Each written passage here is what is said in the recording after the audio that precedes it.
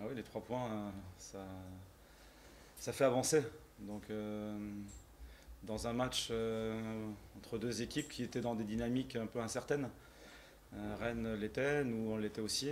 Donc, dans ces cas-là, la confiance, c'est pas ce dont on est le plus doté pour, je dirais, pour bien s'exprimer, avoir un football qui soit académique, épanoui, spectaculaire. Donc, on voulait vraiment mettre l'accent sur les valeurs d'engagement et, euh, et de saisir les opportunités quand elles pouvaient se présenter.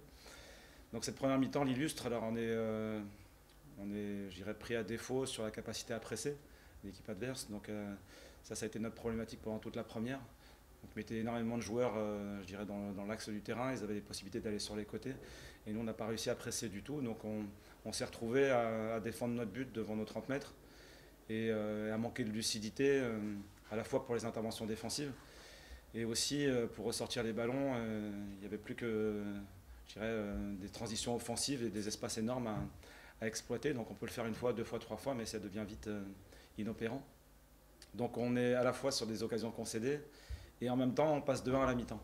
Donc je dirais que tout le mérite des joueurs que justement de saisir des petites micro-opportunités et d'en faire des buts. Donc j'étais satisfait de ça et je leur ai dit. Je dis maintenant, une deuxième mi-temps, on ne peut pas la gérer de la même manière, donc il faut qu'on bouge quelque chose. Et je crois que le passage en 4-4-2 nous a été utile parce que ça nous a permis de filtrer beaucoup plus l'axe du terrain et de simplifier en quelque sorte la lecture des circuits de passe adverses qui passaient beaucoup plus sur les côtés. Et à ce moment-là, d'être plus impactant et on a vraiment limité leur dangerosité en deuxième mi-temps, qui est devenue, bon, ils étaient toujours présents parce qu'il fallait bien pousser en étant mené, mais qui a été quand même beaucoup plus contenu qu'en première. Et ensuite, on a encore du travail, bien sûr, sur, je dirais, l'expression collective en attaque, parce que ça a été un match où on sent qu'on peut faire beaucoup mieux. Alors, il y a encore des états de forme à construire, on se l'est dit, il y a encore de la culture à déployer de manière à mieux se comprendre et à produire un meilleur football.